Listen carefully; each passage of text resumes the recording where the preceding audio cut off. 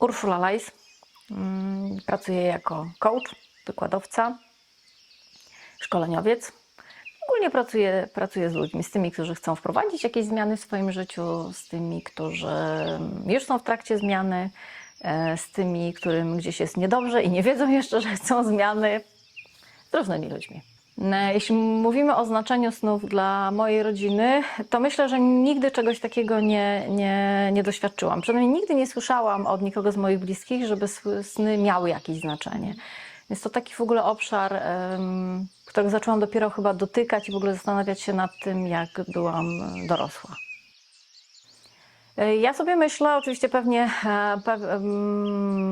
jeśli patrzymy na sny jako no, takie miejsce, gdzie i tak bym, myślę sobie, tak to widzę, że sny są w ogóle taką przestrzenią, w której gdzieś ta podświadomość, czyli to, co w nas ukryte, trochę wychodzi na wierzch.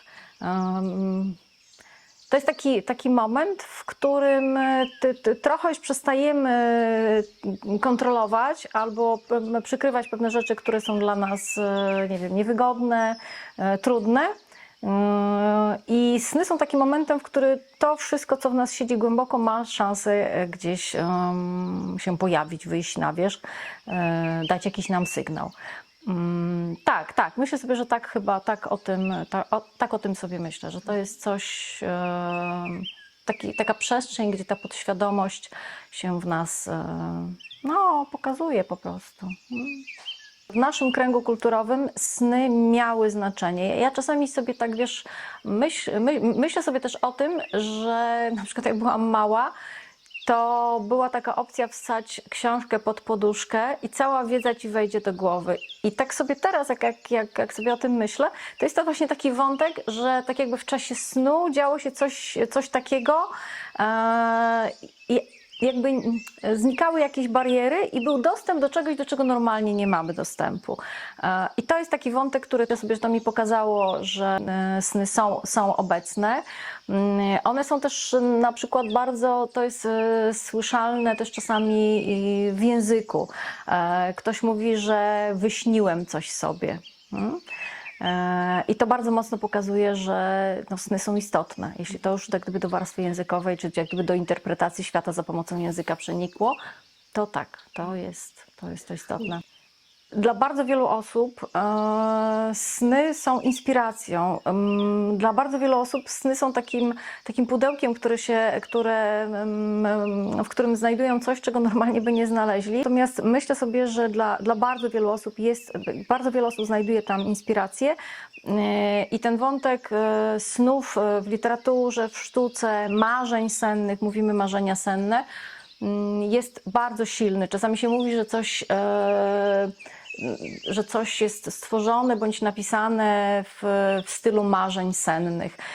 Czyli taki bardzo mocne pokazanie, ja się tak czepiam tego języka, bo to tak najbardziej się na tym znam, że coś jest na granicy rzeczywistości i nierzeczywistości. I to jest takie trochę realne, ale jakby nie do końca. No bo przecież jeśli coś się nam śni, to nam się wydaje, że to jest dla nas realne. Jak uciekamy, to mamy w tym śnie, to mamy wrażenie, że ktoś nas goni, naprawdę nas goni. Więc tutaj ta granica, taka przepiękna rzecz a propos snów, ta taka zatarta granica pomiędzy no, nomen omen, jawą a snem. W ogóle dotarcie do czegoś, co jest z nas nieświadome, to jest szalenie istotne w każdym rodzaju pracy nad sobą. Absolutnie, jeśli chodzi o ten wątek, że w śnie my czegoś doświadczamy i coś jest dla nas intensywnym, mocnym przeżyciem, to jest zawsze dla nas sygnał o czymś, o czym być może w życiu codziennym my tego nie dotykamy, nie dopuszczamy, nie chcemy o tym pamiętać, no a w śnie trochę nie mamy na to wpływu, coś się nam pojawia i to jest ten wątek, który jest bardzo interesujący, czyli sen jako taki bodziec do dotknięcia czegoś, co jest nieświadome, a przecież w nas istnieje, czyli wyciąganie trochę z poziomu nieświadomości na poziom świadomy, nie?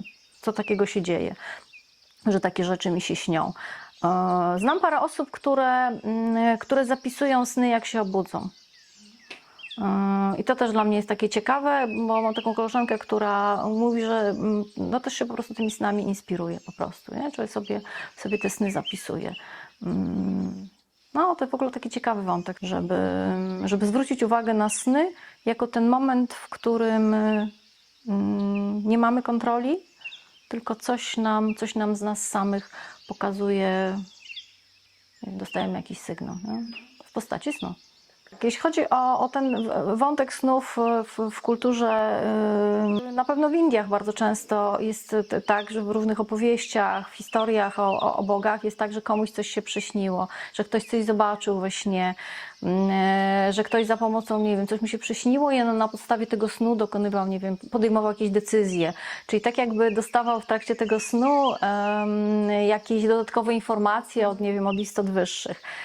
Tak, to jest taki dość częsty wątek, jeśli chodzi o kulturę indyjską. Faktycznie ten wątek dostawania jakichś informacji, jakiegoś przekazu w czasie snu, no i taki był dość mocno obecny. No, w kulturze katolickiej mamy tak samo, nie wiem, no, przychodzi anioł do Maryi, no też we śnie, nie? Myślałam o snach, że są takim miejscem ujawniania się. Z premedytacją mówię ujawniania, bo uważam, że jak coś się w nas pojawia, to z dużym prawdopodobieństwem w nas jest, tylko być może tego nie dostrzegamy. Też tak naprawdę cały obszar rozwoju jest skupiony dookoła tego, żeby zauważać różne rzeczy i korzystać z tych rzeczy, które na co dzień są dla nas niewidoczne i to czasami jest poszukiwanie tych rzeczy. No i sny są taką, powiedziałabym, wydaje mi się, są taką furtką, nie? Bo tego nie kontrolujemy. Nie? My żyjemy w ogóle w takim świecie kontrolującym, też w takim świecie, który ma, powiedziałabym, który dużą wartość kładzie na edukację, na wiedzę. Żyjemy w takim społeczeństwie wiedzowym.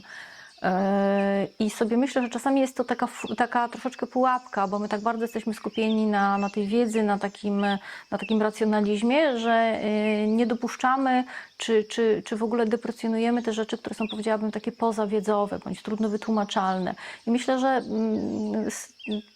praca ze snami może mieć też taką złą konotację, no bo to się nie mieści to w naszym racjonalnym postrzeganiu. A przecież wszyscy śnimy.